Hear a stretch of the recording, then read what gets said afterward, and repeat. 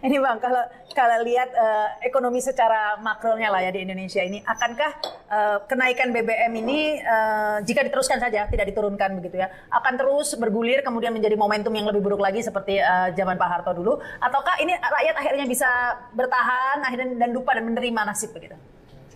Saya ditanya oleh seorang ibu-ibu yang datang ke rumah. Dia bilang, Pak, kita hidupnya pas-pasan. Suami saya pegawai biasa, UMR naiknya hanya 0,3%. Wah, sekarang keluarga kita nyaris hampir tiap hari makan super mie. Kalau BBM naik, kita harus spend lebih banyak buat transportasi, buat bensin, Pertalite. Harga naik juga. Harga naik. Pilihan kita, kurangin beli super mie, atau jalan kaki ke kantor. Pilihan kita sulit, Pak. Saya mesti lakukan apa? Saya susah sekali jawab pertanyaan Ibu. Tapi saya sederhana, Bu. Kita turunin Jokowi, nanti BBM turun harganya, Bu. Dan itu betul. Karena kalau Jokowi turun, kita akan turunkan harga listrik ke posisi 2 tahun yang lalu. Sehingga setiap rakyat Indonesia yang pakai listrik di bawah 1.300 watt bisa ngehemat tagihan listriknya 40%, ada uang di kantongnya. LPG kita akan turunkan, ada caranya, dan sebagainya. Rakyat Indonesia hidupnya akan lebih baik setelah Jokowi. Jadi ini nanti itu satu-satunya solusi saat ini, Bang? Ya solusinya kalau nggak bikin susah rakyat terus kan. Akhirnya kan demo nggak bisa habis. Ya, Mas Jokowi ini dong, mawas diri dong. Situ tuh nggak mampu. Ya, nggak bisa lah. Saya kan kenal deket. Udahlah, udah. Wes, udah. Itu seperti Pak Harto waktu mau mundur kan kumpulin tokoh-tokoh mau bikin komite reformasi di istana. Semuanya setuju supaya bikin komite reformasi. Tapi ada satu orang yang di luar dugaan, namanya Nurhalis Majid, pendiri dari Paramadina. Dia berdiri, dia bilang, Pak Harto, wis. Pak Harto, wis warik. Itu kan kasar sekali. Dia bilang, Pak Harto, udah Pak Harto, lu tuh udah kenyang, udah. Soeharto tersinggung, akhirnya dia marah. Dia bilang, aku ndak patean, aku juga nggak mau lagi kok jadi presiden, itu kan maunya Harmoko. Mundur, bubar komite reformasi, besoknya Soeharto ngundurin diri. Jadi Soeharto aja ngaca gitu loh. Gus Dur ngaca, saya minta teman saya Mas Jokowi ngaca. Malah minta 3 periode kok. Itu kan maunya Luhut yang mau jadi Harmoko jilid 2. jadi kayaknya kalau mau melihat tadi itu malah bukannya. Saya mau mengatakan kalau Jokowi mundur baik-baik, dia juga bakal selamat loh. Kalau nggak baik-baik, mohon maaf, kita bisa terjadi di Korea, setiap mantan presiden masuk penjara sama keluarganya. Ya, Soeharto nggak ada yang berani menjarain Soeharto. Ya, Gus Dur apa ada yang berani menjarain Gus Dur? Ya, NU bakal marah kan? Mega ada yang berani? Kagak ada. Jokowi siapa? Ya kan? Kalau nanti rakyat minta ada yang diadili karena KKN dan lain-lain, mohon maaf, Jokowi sama si Kaisang, ya kan, bisa masuk. Masa Kaisang baru 7 tahun kuasa punya 60 perusahaan? Duitnya dari mana? Sang pisang yang nyumbang ratusan miliar, semua pembakar hutan pada nyumbang sama perusahaannya Kaisang. Masa kita mesti bukain yang gini-gini?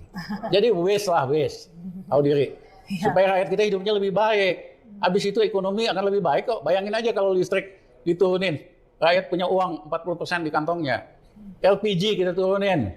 Yang ketiga, minyak goreng kita turunin. Ya, ke 12.000. Yang lain kredit untuk usaha kecil kita naikin. Rakyat akan lebih senang. Kemudian kita bikin pemilu yang betul-betul adil dan demokratis. Kita hapuskan threshold. Indonesia akan punya pemimpin hasil dari pemilu yang kompetitif. Ya, kita ini kan enggak, pemilunya aja oligopolistik dengan threshold. Ya. Nah, kalau pemilunya kompetitif, putra-putri terbaik di Indonesia bisa jadi bupati, wali kota, presiden tanpa mesti bayar upeti kepada partai-partai yang berusak ide. Nah, itulah. Nah, kalau kamu mau jadi bupati, Rama, kamu mesti bayar 60 miliar buat nyogok partai, buat nyalonin kamu. Gubernur 100 sampai 300 miliar, presiden 1,5 triliun. Inilah sumber dari korupsi paling besar dalam masyarakat kita. Bayangin 180 bupati wali kota masuk penjara, 23 dari 34 gubernur masuk penjara, itu kan bukan oknum, itu sistem. Sistemnya ini yang koruptif, yang tidak ada di Undang-Undang Dasar 45. Undang-Undang Dasar 45, ya kan? Nggak ada tuh threshold. Di negara demokrasi yang lain, tidak ada threshold.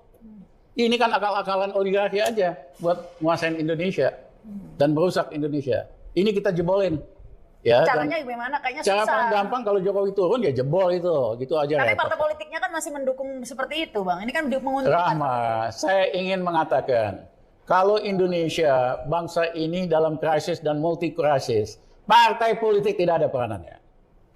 Menjelang kejatuhan Bung Karno, semua partai politik itu manut ngejilat Bung Karno. Baru setelah Bung Karno jatuh, ngejilat-jilatin Bung Karno. Sebelum Pak Harto, semua partai kerjanya jilat Pak Harto. Begitu Pak Harto jatuh, jilat-jilatin Pak Harto. Itu kan tipikal orang Indonesia.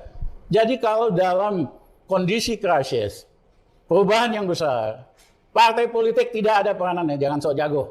Kalian nikmatin bahwa kekuasaan zaman Soeharto, sekarang kuasa lagi karena uang doang. Iya kan? Teman-teman mahasiswa, emak-emak, buruh yang ingin perubahan. Islam 212, lebih banyak dari orang yang ingin perubahan pada tahun 98. 98 itu cuma aktivis sama mahasiswa. Hari ini yang ingin perubahan siapa? Pengen Jokowi mundur. Buruh, Islam 212, aktivis-aktivis pro demokrasi, pro lingkungan hidup, mahasiswa. Dan jangan undermine mahasiswa. Ini banyak yang sok jago. Mahasiswa hari ini nggak ada apa-apanya dibanding kita 98. Mohon maaf, anak-anak sekarang lebih canggih. Mereka organisasi bisa menggerakkan di 60 kota demonstrasi pada saat undang KPU. Emang kita bisa? Kita aja yang merasa aktivis jagoan kagak bisa tuh. Ya, kemarin bulan puasa 35 kota mereka organisir. Mereka lebih hebat organisasinya dari kita.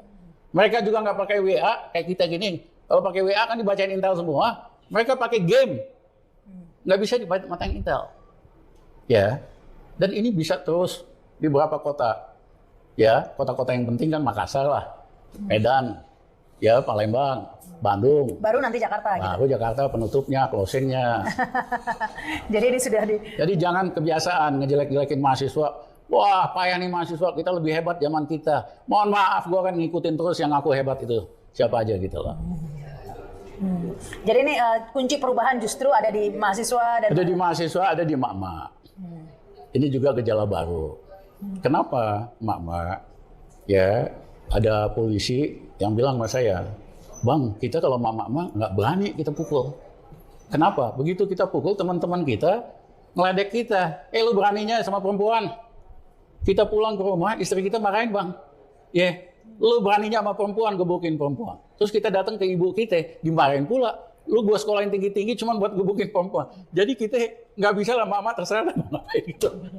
Alternatif ini. Nah ini tahun 98 nggak ada mama loh.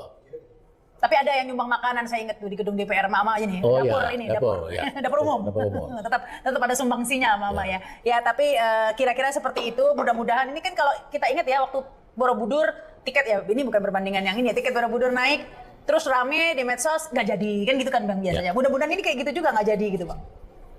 Dibatalkan, diturunkan lagi gitu. Iya terserah. Kalau you batalin, lu mesti cari jalan lain kan.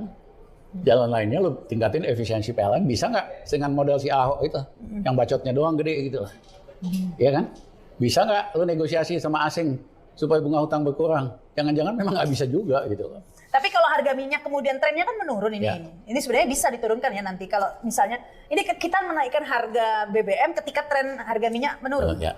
Nah ini kalau turun terus kan sebenarnya belum tentu juga. 3 tahun yang lalu harga minyak mentah kan turun di bawah $60. Harusnya kan rakyat menikmati harga BBM di Indonesia diturunkan. Malah nggak diturunin sama sekali. Makanya Pertamina 3 tahun yang lalu untungnya gede. Ya istilahnya kalau turun dia nggak turunin. Tapi kalau naik dia naikin lagi lebih tinggi gitu loh. nggak mau rugi. Nah itu. tapi itu kan menutupin ketidakefisienan yang terjadi di Pertamina. sebenarnya ketidakefisienan terjadi di mana-mana. Ini kayaknya sudah menjadi ini ya Bang ya. Itu mungkin yang kuncinya. Ya wes lah. Gue galak ini gara-gara yang nanya gue Rahman nih.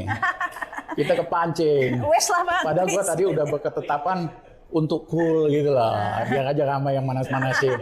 Itu bagian cool. Tapi ini memang memanaskan loh Bang ya. Saya aja ngisi bensin tadi ngerasa ya Bang ya bedanya. Apalagi rakyat kecil yang memang penghasilannya pas-pasan banget. Ini nggak kebayang deh ya. Tadi saya sudah mulai nyesek juga sih. Aduh kok segini ya, biasanya nggak segini gitu.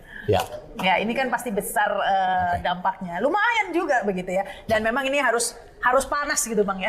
Ya kita tunggu saja lah nanti ini seperti apa. Apakah memang ya sudah ini solusinya. Katanya mau bangun kilang minyak lah, katanya mau apalah, mau bangun efisiensi ada 11 ribu. Cobalah wartawan inilah.com, download janji-janji mau bangun kilang. Wah banyak banget. Wadah mana? Kagak ada itu angin surga doang. Ujung-ujungnya naikin harga BBM. Iya. Ya gitu aja. Baik, ini kita tunggu ya. Ini kemana ini Indonesia? Apakah benar-benar solusinya ini kalau harga BBM nggak turun, jadi siapa yang turun begitu ya Bang ya? Itu apakah itu solusinya ya? Kita lihat saja seperti apa. Pilihannya memang BBM turun ke harga BBM atau Jokowi turun. Tapi juga bisa mahasiswa bilang Bang dua-duanya aja Bang. Jokowi turun, BBM turun. Ah ya, kamu lebih cerdas lagi.